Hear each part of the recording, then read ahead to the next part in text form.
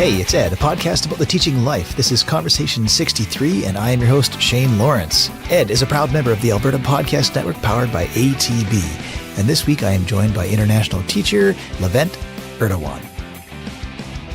Just before we go any further, I always record my intro beforehand, so I pronounced your name as many possible ways as I could think. But how do you say your first name? Levent. Levent. Okay, that's how I said it, but it just was like, it sounds a little bit too much like a James Bond villain name. So I just wanted to make sure it was right. So just as long as you don't say Levant. For some reason, that really irritates me. I promise you, I am definitely a stickler for pronunciation. So no worries. I will make sure I get it correct. So the hard one is the last name. Is it Erdogan? No. Do you know anything about world politics? Do you follow world politics? Only mildly. It's the same last name as the Turkish president. So I'm Turkish. I have the same name. My name in Turkey is like Bob Smith. It's like the equivalent to Bob Smith. It's the most common name.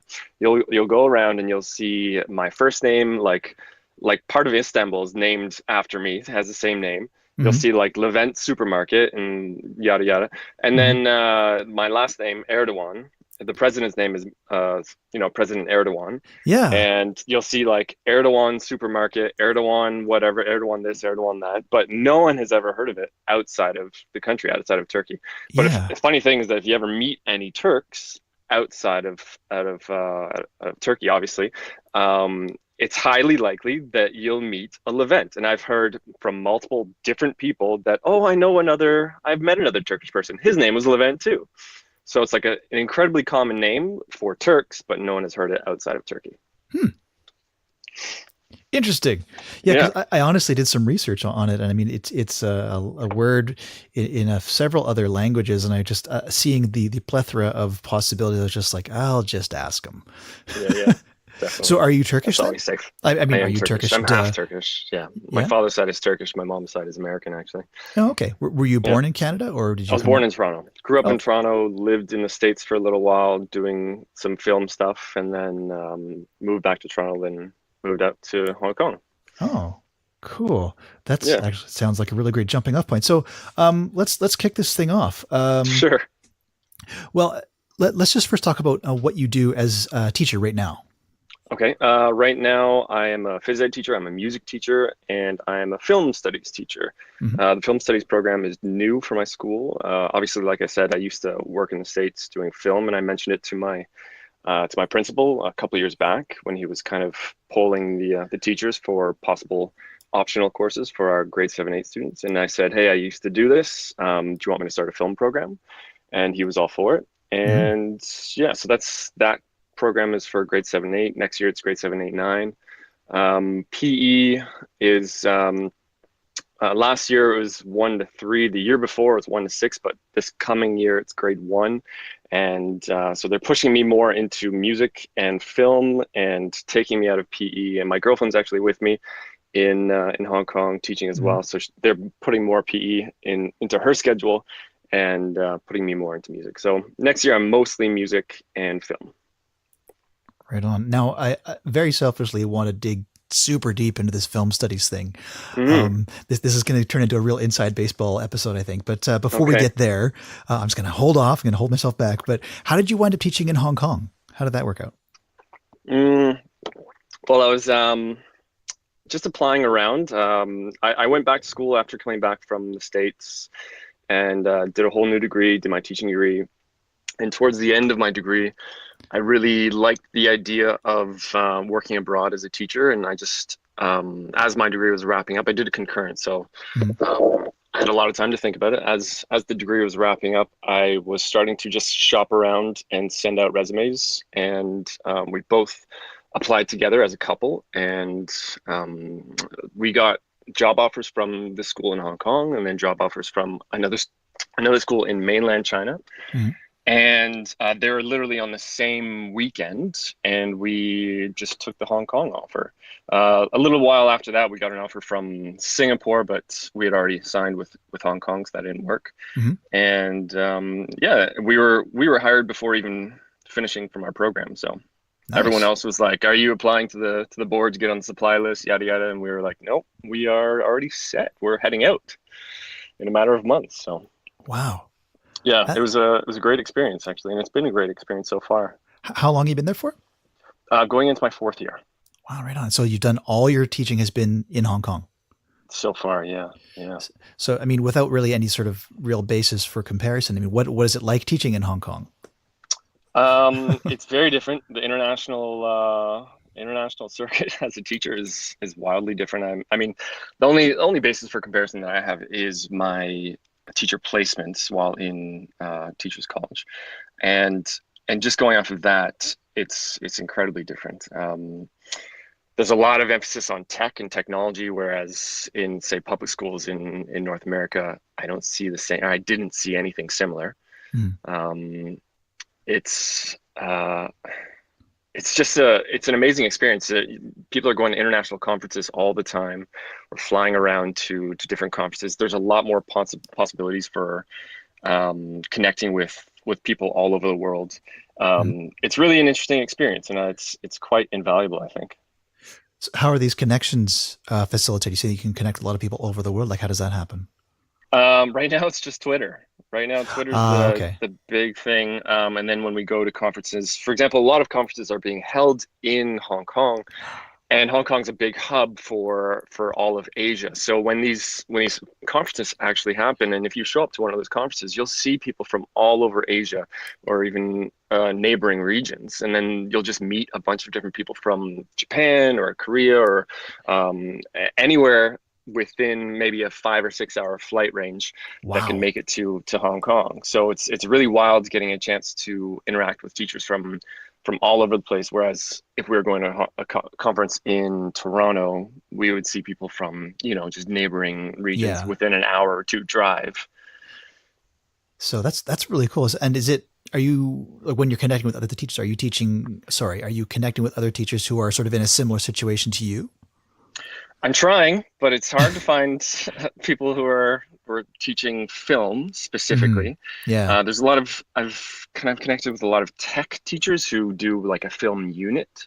Hmm. Um, and I mean, my class isn't like a sit and watch movies and discuss kind of class. It's a Hmm. more of a hands-on class, and we try to do as much as possible. Right. And we talk about things, and I give homework. I give video assignments that cover, the topic of the day. And my kids will do the homework. We use Edpuzzle. Edpuzzle is have you heard of Edpuzzle, the platform? I have not, no. Edpuzzle is a really awesome platform where you could find a YouTube video, for example, or a Vimeo video or whatever, Hmm. and then, or you could actually create your own video and then upload it or connect it with your YouTube, sorry, your Edpuzzle platform, and then also embed questions into the platform, and you could track whether or not the students are going to the video or doing the homework or going through the questions. Then you get like a report card basically for the questions that they've answered. So it's instead of just emailing out your kids a link for a YouTube video and saying, "Hey, Hmm. check this out. We're going to be talking about this tomorrow." Yeah. You The kids all have their Edpuzzle accounts, and they log in and they see that, okay, I need to watch these two videos, and they go through the work, and you can actually track whether or not they did it. Oh, I So it's like that. much, yeah, it's much like the tracking is really, really good. Yeah, well, I mean, that's kind of introduces a level of accountability when you're, flipping a classroom. And that's one of the big problems I have is, I tried flipping some stuff in my film studies class this year, and it didn't work. It did not Yeah, work because there was no accountability, right? It's just like do this thing, and you either, I have an assignment associated with it, but it'd be just way too easy for them just to kind of, blow it off because yeah. no one's watching. I guess, no one's I know. watching them watching. I get it. Yeah. I mean, even still, I had lots of kids who weren't watching. And Hmm. so when I had classes that were my double block, I think I would usually set my homework as being due for the double block. And I would check who had watched it because we were about to talk about it. And it's usually a 2 or 3 minute video. It's not a lot of time to Hmm. go through the homework. And as soon as the kids would come in, I would just quickly check and be like, "Hey, so and so, I saw that you didn't do your homework last night. We're about to talk about this right now. So why don't you get your laptop out, quickly watch the video, and then come back to us, Hmm. right? We're gonna start our conversation for the day, and then maybe start a hands-on assignment that is relevant to what you should have done the night before." Okay. Okay. Now, I want to back up a little bit here before, again, I'm just teetering on the precipice here of just diving full on into the film thing. But you Yeah, said yeah. you worked in the States doing some film stuff. What exactly were Yes. you doing? I was working in post-production in the film industry in Los Angeles. Oh, really? What were you doing? I was doing sound editing, actually, Oh, sound effects cool. editing. Yeah, you could actually look me up on IMDb. Ooh. Yeah. You worked Ooh. on anything of note? Um, have you seen The Brothers Bloom? Yep. I worked on that. Oh, so you can say you collaborated with a Star Wars director. Yeah, I know, Congratulations. right? That's There you, that's probably that's my biggest claim to fame. My yeah, it's an interesting turn of events for that director. yeah. Um, And I think that was and, probably his weakest film too. So, but I'm sure that was no fault of yours. no, no, no. Actually, I like The Brothers Bloom. I thought it was a good movie. I thought it was good. He was swinging for the fences, but I just didn't feel like it worked. You know, Fair enough. like Fair enough. I'm a Well, big I fan of wasn't Ryan involved Johnson, though. with anything creative in the movie. It was more just like, doing the sound effects after all the creative decisions were made. Oh, don't sell yourself short, man. That's still creative. Fair enough. That's certainly what I would tell my students. Yeah. I worked on the sequel to Street Fighter. So you Wow. remember the Jean-Claude Van Damme Street Fighter that came out? Yeah, Yeah. With So Raul Julia, who's his yeah, last film. oh Oh. man. Yeah. So I worked on the sequel to that Uh-huh. movie, and it was called the Search for Chun-Li or something like that. I can't remember. It's like yes, the whatever something Yeah, start. yeah. Yeah. So that wasn't a great movie, but it has a lot of big names in it. Hmm. It has what's his name? The Green Mile guy that died. Um, I know you're talking about Michael Clark Duncan. Yeah, he was in it. A lot of recognizable faces were in it, but Hmm. it just didn't go anywhere. I think that was honestly either the Brothers Bloom or that movie were probably my biggest releases. Yeah, yeah. But So that's pretty and cool, I was though. only yeah, it was cool. I mean, I was only there for a few years. If Hmm. I'd continued, this was back in 2008. Hmm. So if I continued, I figured I'd like if I was still there now, I'd be working on who knows what. Yeah, But bigger stuff um, maybe, or yeah, yeah. Yeah. It was you'd a be great working on experience. something. Yeah, yeah. Yeah. So what kind of moved you to leave that position and do the teaching thing? Uh, I don't know. I think at the time I was there when the economy crashed, Mm, and within a year, like I didn't feel it right away because all the movies I was working on they were already bought and paid for. But right. within a year, since we were working at the end of the chain in post production and sound is the last thing that happens in film, like Mm, sound mixing and editing. That's pretty much the final step. mm, And so within a year, that's when I started to feel it, and that's when I got hit. So by 2009, I was feeling it, and then at that point, I was just not interested in being in a career path that was as volatile as mm. it was. So I ended up heading back home to Toronto for a while, and then I was kind of in limbo for a bit. And I went back to school for kinesiology, hence me working as a PE teacher. Right. And then I have a background in music, and so after doing my kinesiology degree and then getting into my education program, I went gung ho for being a PE and music teacher. Hmm. And yeah, And then the film so thing came along just kind of naturally, as you mentioned before. yeah, Yeah, yeah, exactly. that's really cool. And now, okay, let's do it. Let's dive into this film thing because I'm really excited. I've never talked to a film studies teacher, and it's like finding it's like a I don't know, some sort of Little albino niche. bear in the woods. Yeah, It's like, oh, it's so rare and beautiful. yeah. Um, so, I mean, from what you said so far, you are focused on production. That's the thing that you do the Yes, most. hands-on. I'm not going to be the type of film studies teacher to, analyze story and think about, okay, in this particular scene, the music was doing this emotionally and this and that. Hmm. I mean, obviously that has merit. That type of conversation has merit towards the end of a hands-on assignment when Hmm. I'm actually working on something with my students, and I'll have that kind of discussion with my students about, okay, what kind of emotion do you want to elicit from the music in this scene, and then we'll search for music Hmm. for that particular scene. But we're trying to focus on more hands-on stuff. Right, right. So then let's just kind of do like 1,000 foot sort of flyover here. What does your course Sure. look like for you? Um, well, in my first year, last year, it was the entire production, pre-production, production stage, and post-production stage. Mhm. So last year, what my very first class was, okay, kids, we're going to make a movie. Pitch Right. me your ideas.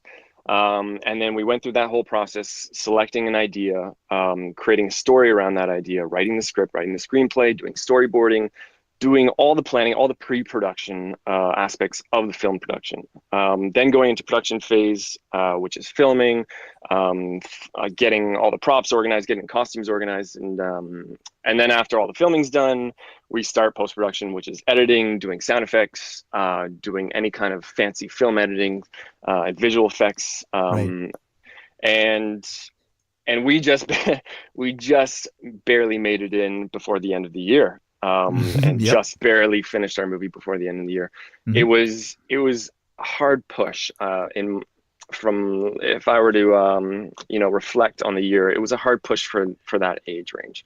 I think this coming year I'm going to do more smaller projects with the kids, Yeah. like little stop motion videos, little things here and there. Hmm. The full kind of pre-production to post-production short film kind of thing, that I think that's better with an older age group, just because Hmm. I had to do a lot of hand holding, and it was fine. I think the kids learned a lot, but it was difficult for the kids to.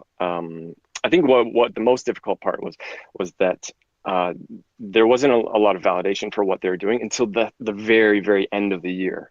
So Hmm. at that age, I feel like they need a little bit more push or a little bit more incentive, um, because throughout, I mean, halfway through the year, I felt that they were slowing down. So I think next year I'm going to go with smaller projects, and if it continues to, like, I'm in a school that's new and it's growing.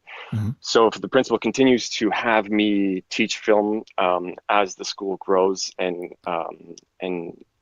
and if he wants me to continue to have it for older students, then I may reintroduce it that way for Right. the older students. But I think for the grade 7, 8 kind of age range, I would go with the smaller projects. Yeah. Yeah. Well, Yeah. it actually works pretty well at the higher grade levels too. I mean, I only just, I teach, I teach an 8 class, a 9 class, and then a combined 10, 11, 12 class. Yeah. And it was funny because we were just in my high school class. It's a pretty democratic environment. Hmm. And I had one student, and she was like like nerdiest, most hardcore student I think I've ever had in any class ever. She was amazing. Yeah. But she just said, "Can we just do some short stuff just to practice?" And I was like, "Yeah, sure." And so we started doing it this year in my high school class, and I just gave them. It was quite near the end of the course, so we only had time to do one. I kind of made another one as an option, but I just said, "Okay, you got to make a film that has no dialogue and has to show visually the connection between a person and something else, either an object or another person." So Hmm. just, and pushing them to kind of practice visual language. And it was brilliant. I got some really great responses from that. It took a couple of days, high Yeah. school, so they're a little more on the ball and they kind of have more Yeah. skills by then. But Yeah. doing those short projects was really beneficial. And I agree. I think that would be a good idea to bring that down into like the lower grades as well. Cause yeah, I Yeah. mean, grade 7, like I've had the administration of my school say, "Do you want to do film studies 7?" And I've just flat out said, no, nope, not going to go I mean, there. I'm sure it could be very fun Oh doing a yeah. lot of short projects. Like the kids love stop motion, the kids love green Hmm. screen and that sort of thing. Yeah. I also actually had the kids doing weekly vlogging. So in terms of the short project kind of idea, just to give them some hands-on experience, the on the side, I had weekly vlogging assignments, and Hmm. I would give them kind of a topic of the week, Hmm. and going from the beginning of the year towards the end, I kind of built on the technical requirements of what they had to do. So the first vlog was like, all right, do your vlog, make it about anything, make it at least 5 minutes, nothing fancy, get it uploaded, and get me the link. And that's Right. it. That's the only requirement. Get it uploaded, get it done, and Hmm. get me the link. If the link works, that's all you have to do. That's your only requirement. Get it Yeah. done. Right. And then as time went on, I was like, okay, add credits. Okay, add music. Okay, add pictures. Add this, add that. Hmm. And for that kind of stuff, I really let them try to figure it out, because like a lot of the people who are working in film, especially independent like YouTubers, they Mhm. figure all that stuff out on their own. So Yeah. my goal with that is for them to not have, like, I didn't want them to come to me with their questions. I wanted them to figure it out on their own and learn how to figure things out by themselves. Yeah. Yeah, Yeah. absolutely. I mean, for my grade 8 class, it really is, I give them a lot of guidance and we look at a lot of films. I have a little more focus on film studies. Um, but in the end of it all, I mean, it really is just kicking them off into the deep end. And I mean, Yeah. I Yeah. interview all the teams each year. Like I film them and I ask them a series of questions, and one of the things I always ask them is, what's the big lesson you learned this year? What's the most important thing you learned? And almost 100% of people, and this is over, almost 10 years now of doing this, almost 100% of them say filmmaking is hard. Yeah. And I've realized No, that is, yeah. that's the core lesson of film studies when you start is it's hard. It is hard. It is hard. You have to really be passionate about it. Mm-hmm. I had a couple kids who were really, really into it. I have one kid who he's leaving our school. I mean, that's just the nature of the international school. There's lots of turnover with the students. There's Mm-hmm. one kid who's leaving, and he was like he won some sort of trip to Singapore. He won like a competition, like a film, like a student filmmaking competition, Wow. and yeah, like it was amazing. And he was a big driving force. I had a couple other students who were really, really engaged, Mm-hmm. and they were also big driving forces in getting the movie done. And I was really appreciative to have those students in the class. And then there were the other kids who were exactly as you were describing. They're like, wow, this is hard. This actually takes a lot of work. Mm-hmm. Mm-hmm. Yeah. Yeah. Yeah, it's a big difference if you have those kids who are super into it. Yeah, yeah, it does because I mean they can sort of inspire the others, and honestly, yeah, they're kind of beside you and helping out. Like the student I was talking about before, like she was always there. I mean, she worked so hard on her film. We were, literally in my classroom the week before, almost every night till 10:30, like basically till they kicked us out. They're like, we're going to turn on the alarm. You have to leave. You're going to, um, uh, but the results were amazing, and she really helped a lot. Her and actually, I shouldn't just single her out. I had a great class of Yeah. kids who just really pushed each other and just wanted to do, the best work they could. So it was Yeah. a really fantastic crew. But you don't get that all the time, right? Either. So Yeah, and that's partly why I wanted to switch to shorter projects for that age, because they need that kind of that validation. They need to see the final product a little bit sooner, in my opinion. mhm. The really long-term project, I think, is too difficult for them because they lose sight of what they're working on. They lose sight of like the big picture. It's tough, yeah, because there's so much to do. How do you handle that? I mean, for any teacher who does, like an authentic task, which is really what I think filmmaking for me is kind of the ultimate authentic task. But Hmm. it's so complex. How do you handle all the different parts? How do you decide what to emphasize, what to not emphasize, what to just completely ignore? Um, it's day by day. I would say it's day by day. How do I handle what's important? I have kind of a rough idea of what my kids need to learn for what we're doing for that day. Um, how do I keep them engaged? Just by being as energetic and as excited with what they're doing as possible. It's a tough one, yeah.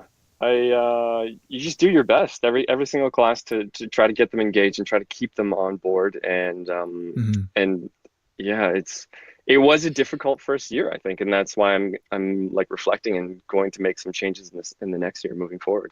So what kind of changes are you going to make? Well, just as I said, just making those smaller projects, Right, right, and then right. as the program continues, I'll give them an option to do a short film, a large scale project, but it would probably be for the older students only. Mhm. Yeah, I just don't think they have the internal drive yet to be able to push themselves on their own, because like I said, I had to do a lot of hand holding. Mhm. And if I'm now going to be giving them choice, like splitting them into groups and saying, okay, this group, you guys can do some short projects, and then this group, you're going to go ahead and do like a big short film project. I need to see that, they need to have that kind of internal Yeah. drive to be able to push themselves to the end and not give up before they reach the finish line. So how much time do you actually have? Do you have a whole year, or is it like what's? It was the entire year. I have three blocks a week, and Mhm. each block is 40 minutes. So it's not a Oh, lot of time. Well, actually, I mean, I get one semester. I get Yeah. every second day and it's 84 minutes. So it's actually pretty much the same amount of time that I'm dealing with, Okay. but it's just over a shorter, calendar span. But Yeah. yeah, yeah. Yeah. So class time is about the same though. Okay. Yeah. Yeah. I have a crazy idea. I've never done this on the podcast before, but I mean, what would you think about actually trying to connect our classes somehow? I mean, Yeah, I've had other teachers reach out, and like I said, I'm still fleshing out my course. I would definitely mhm. love to collaborate in one way or another. Yeah, in time, definitely, I would say Yeah. yes.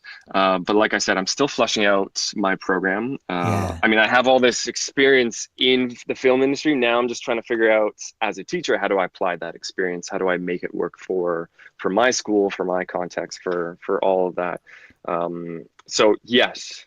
Long story short, yes, I Right. definitely do want to, and I would love to keep in touch. And if there's anyone who listens to this who wants to reach out to try to collaborate in one way or another, I am definitely interested. But like I said, the my film course is still new, so I'm still fleshing things out.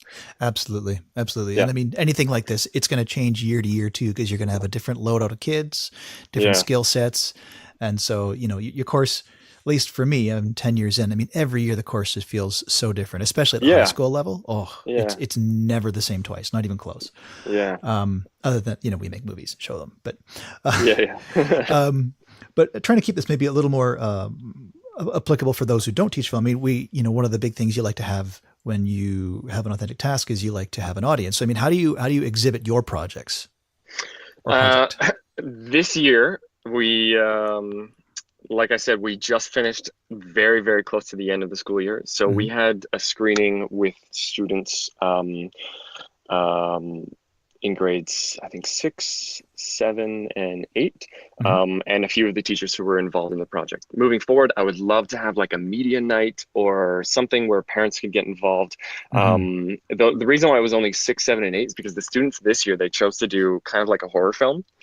And it was, yeah, it was great. I mean, at the Yeah. beginning of the year, it was actually really funny. At the beginning of the year, the students, when they're pitching their ideas, they're pitching all these ideas of movies that they'd already been done. Like one kid said an idea, and I was like, that's Jumanji, right? You're talking about, and they're like, what's Jumanji? And then another kid did another story. I'm like, that's Home Alone, right? Actually, Home Alone 2. It's Home Alone 2. You're doing exactly what happened in Home Alone 2.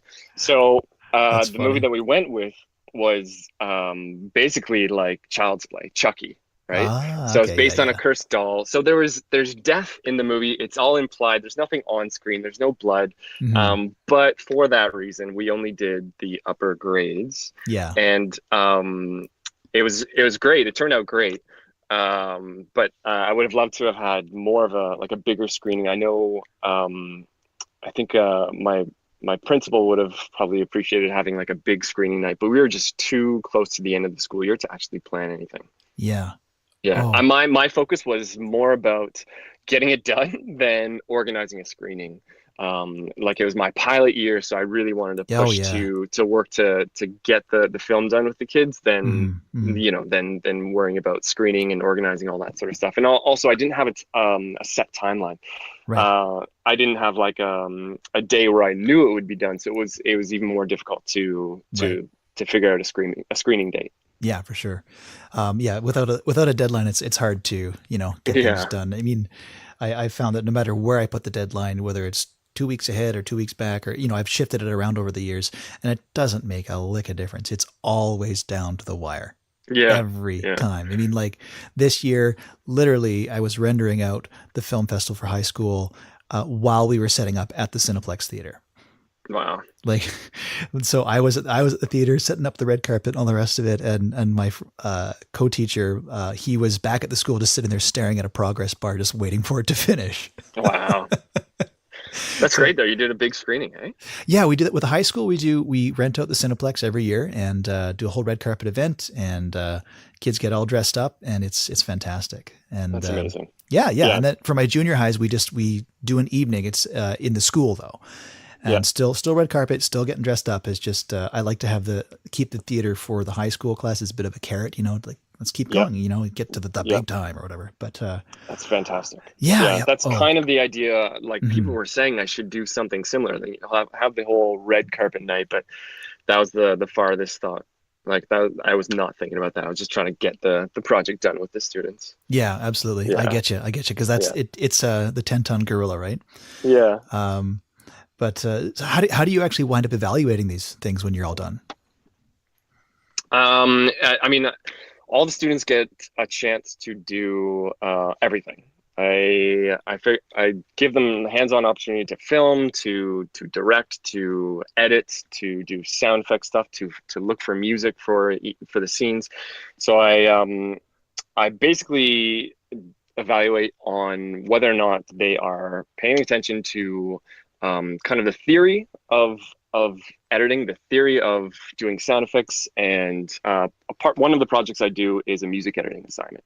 And Right. so I give them an assignment where I'll say, okay, take a song, any song, find a song that has that's like a typical 3 minute 33-second pop song. Right. And you're gonna do a 30-second mix, you're gonna do a 1 minute mix, and you're gonna do a 5 minute mix. Ooh.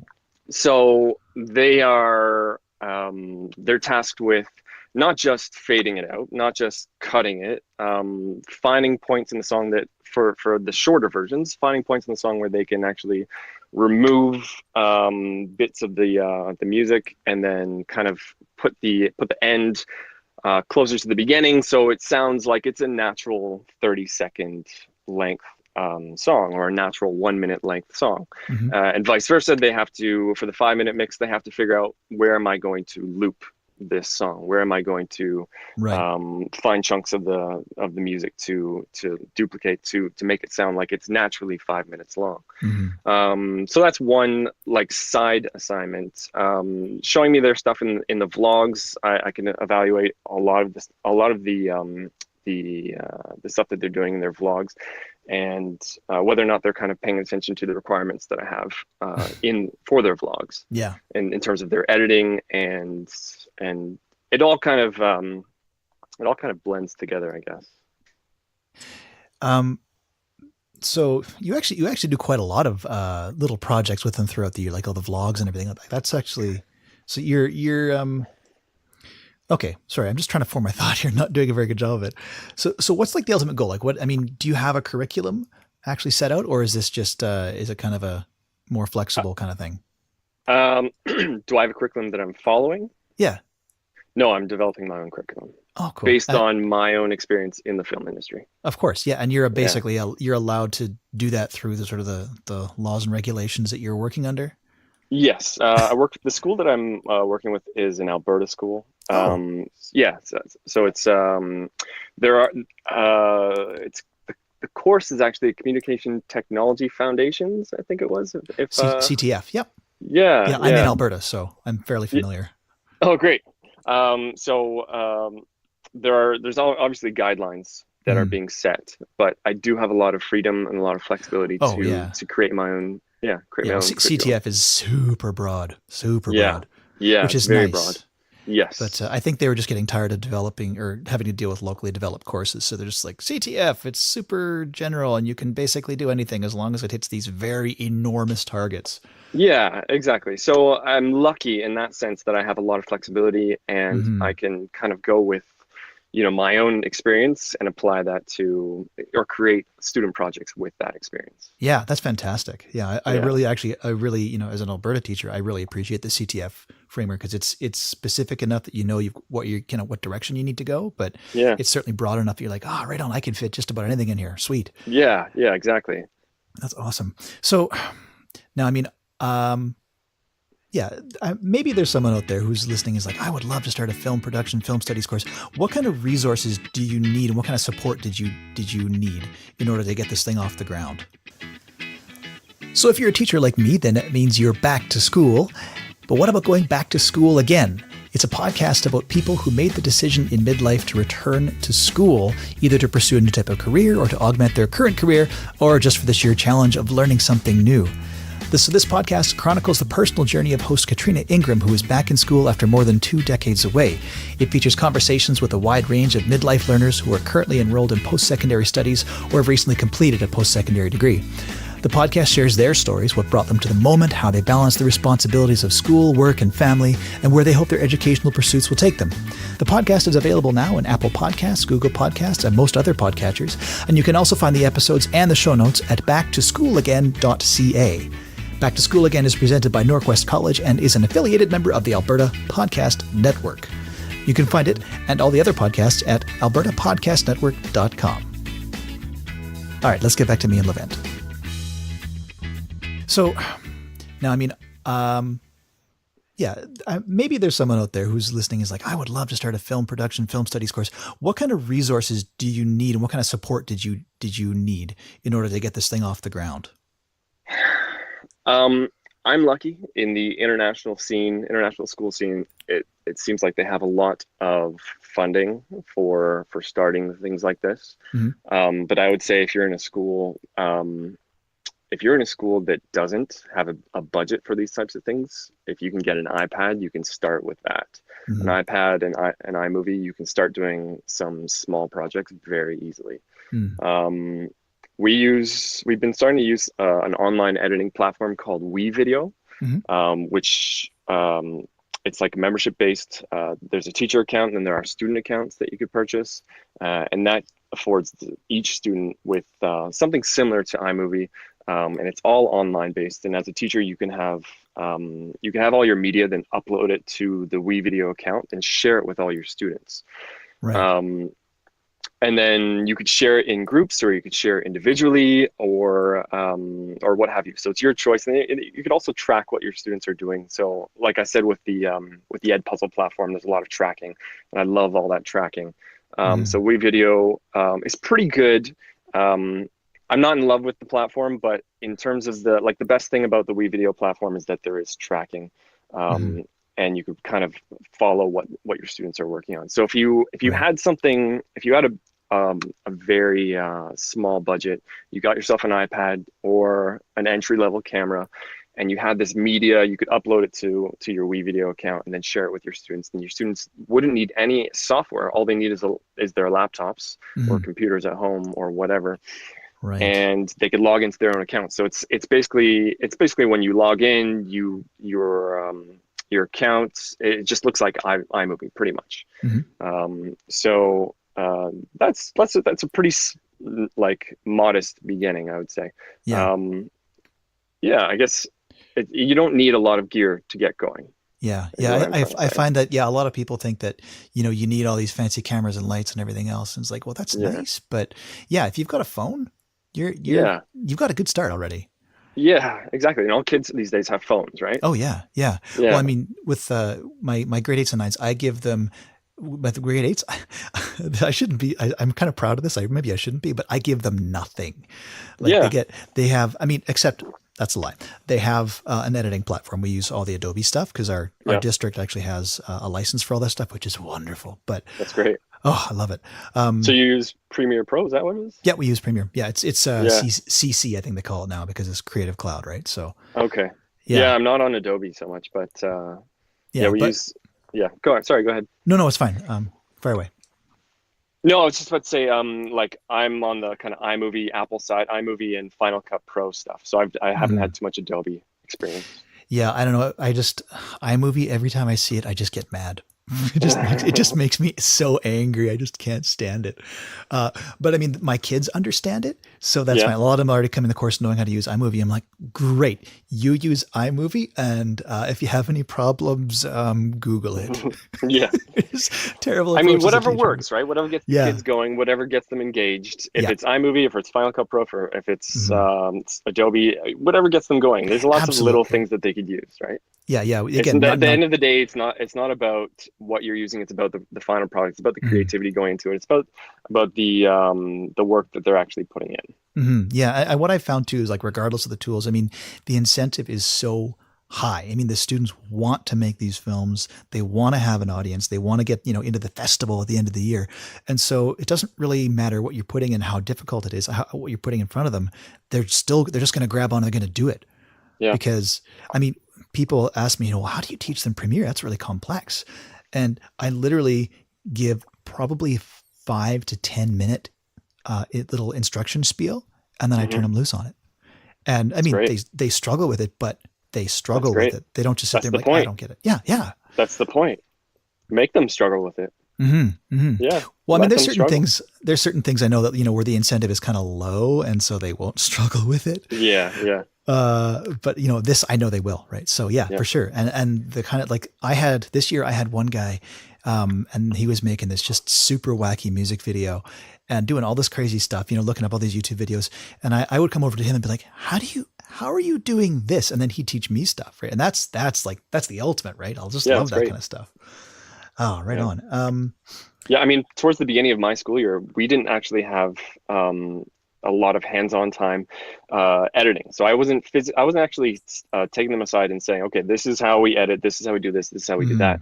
Mm, That was the whole point of the vlogs at the beginning of the year. It was like, okay, we're talking about a lot of pre-production stuff. That's a lot of just chatter. That's talking, that's planning, that's handwritten notes for things. That's not a lot of actual editing time. So on the side, you're going to be doing these vlogs. I'm going to throw you in the deep end, just like you said, and figure it out, figure out a way to get it done, right? mm, And then hopefully by the time when we got into filming and editing and in post-production, they would have already had so they would have already created like this base knowledge on their own that they could then apply to what we were doing and the lessons I was giving in towards the end of the year for post-production stuff and editing. mm, mm. So throughout all of this, I mean, you've got how many students do you have actually? It was a very small program. This past year was 10 students in my class. Oh, that's nice Yeah. though. That's nice. Uh, I mean, it could be nice and not so nice in certain cases, I imagine. But Yeah, um, I'm sure. yeah. Uh, Luckily, like we have it, like I said, there was a few really like go-getters in the class who Mm, really were driving the project to get it finished, which is fantastic. The star of the movie, we had one girl who was really pushing hard and really responsible, which thankfully, like if she flaked out halfway through the production, we would have had to reshoot everything or whatever. Like it yeah, would have yeah, tanked. The whole project, the whole year would have been a flop, right? yeah. So luckily, our main star of the movie was probably the most responsible student that I had in the class, Mm, and or one of the most responsible students, and I was thankful for that because mm. it could have gone south really quick. Yeah. Yeah. Well, Yeah. I mean, there's plenty of teams. I mean, I have my students work in teams of 3 in grade 8, Hmm. and grade 9 they're allowed to go a little bigger, and then grade 10 or grade 10, 11, 12 it's ridiculous. The teams get enormous, but that's, a whole other story. Um, but still, you still have these teams that actors won't show up or whatever, and Yeah. so they have to reboot or refilm whole things. They're like, well, we've almost finished a film, but we can't finish it because so and so has got a job now, Yeah. and yeah, so we'll reshoot the whole thing and we'll star in it. Yeah. So had that happen this past year, but turned out well. So, I mean, that's um, good. That's a good learning experience as well. All of the oh yeah, mistakes. I mean, I remember our first filming day. I let them film for the first like hour or so with the mic turned off, and then they realized I kept my mouth shut the entire time, and then they realized that the mic wasn't even on, uh-huh. and we were filming probably a 30-second take, a very Oh short take. That first yeah, day was like half the day was wasted, half the uh-huh. shooting time was wasted because of that. And then they realized, I mean, the amount of like I talk about man hours with my students, right? Hmm. So that one scene took so many man hours, right? So man hours being like, okay, there's how many of us are here? There's 10 of us here, times however many hours. That we put into this one scene. So this X amount of man hours went into creating this 30-second shot, not even counting editing time and sound effects and anything else that we wanted to add in post to that one scene, right? Yeah. So getting the scope for how difficult it can be, it is a good lesson as well. So Hmm. having those mistakes happen is equally as important as not having, or yeah, just it's super important in the long run as well. It absolutely is. I mean, I've told my students, I'm like, I usually preface it by saying something like, you're going to hate me for saying this, but honestly, if you completely screw up everything, that's okay with me, because Yeah. I know you're learning, you're making mistakes and you're learning stuff. Like now you're going to be able to say, well, don't do that. Don't do that. Don't do that. Like, Yeah. like this year, one of my students is, one of her big lessons was make sure the batteries are charged. Yes. Right. Like Yeah. that's it. Just, one of the biggest issues they had was just batteries. Yeah. You know what? I told them that at the beginning of the year. I said, I'm not going to deal with any of that. I'm not going to hold your hand for any of the battery stuff. And I was waiting for an opportunity to say, I told you so, but it never happened. Well, that's good. I know, but the batteries, the batteries didn't, like, I had a spare. We had 2 batteries, and there was never an occasion where I had the chance to say, I told you so. You should have come to me the day before to get the batteries charged. I never had that chance, and I was hoping to have it at some point or another, but it never happened. Yeah. Well, I'm sure they found other ways to make mistakes, like failing to turn on the sound or whatever else. So yeah. It's good learning experiences. Yeah. Yes, absolutely. Well, let's bring this back to like sort of 1,000-foot level again, as we sort of lead our way out of this conversation. Why teach film production? What do you think is the value of it? Why teach film production? I mean, in this day and age, kids are making film and doing media related things very naturally, like all the time. They're doing it as a hobby, and why not teach them some more technical skills to encourage them to take their creative minds to their creative productions to the next level. Mm-hmm. And it's a fantastic medium. I mean, I feel like film is the future. I like vlogging or blogging.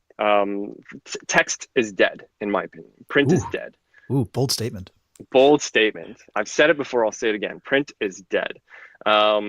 Everything is film now. Everything is film related. YouTube. I mean, look at the growth of YouTube, right? Over the last however many years, since 2006, when it's insane, right? So media in terms of like film is the future. It's a great way for students to learn how to communicate ideas. Students can have creative outlets for doing projects for school. So it's engaging. It's a way to engage students in a way that they may not otherwise be. Brilliant. Love it. I agree. Well said. Yeah, thank you. One other thing I wanted to ask you before, this film that your students made, is there any way for people to access that?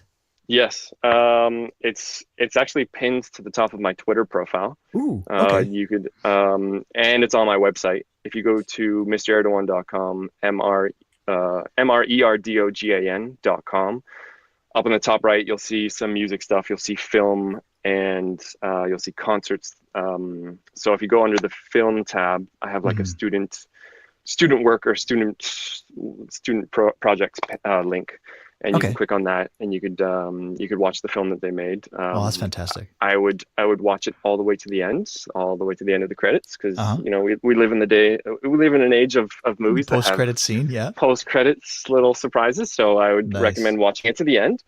And or if you want to hit me up on Twitter, Mr. Erdogan EDU, and it's right on the top of my Twitter page. Awesome. Yeah. Alrighty. Well, let's wrap this thing up then. That's cool. If people want to get a hold of you, I mean, you've kind of already talked about it, but let's just distill it into one nice little location here. How can they get a hold of you? Probably Twitter is the best right now. Okay. At Mr. Erdogan EDU. So Mr. obviously MR, and then Erdogan is spelled ERDOGAN. Then just add EDU after that. That's it. Beauty. Right on. Yeah. Well, have a good trip back to Hong Kong. Yeah. Thank you. Enjoy your teaching year coming up. I will. You too, man. Yeah. Good chatting. Yeah. All right. Likewise. We'll you keep take in care. touch. You bet. All right. See ya. Okay. Bye.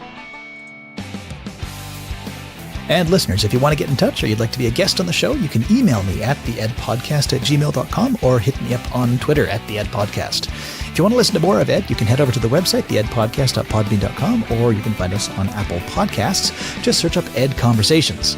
Ed is a proud member of the Alberta Podcast Network powered by ATB. And if you'd like a discussion today about film, you might like I Have Some Notes. It's a podcast all about film and how it could be made better. You can find that and all other member podcasts at albertapodcastnetwork.com. Ed can also be heard on VoiceEd Radio. It's 24-hour internet broadcasting devoted to the best ideas in education. Just head over to voiced.ca. So, on behalf of myself and Levent, thank you very much for listening, and we'll catch you next time. Bye.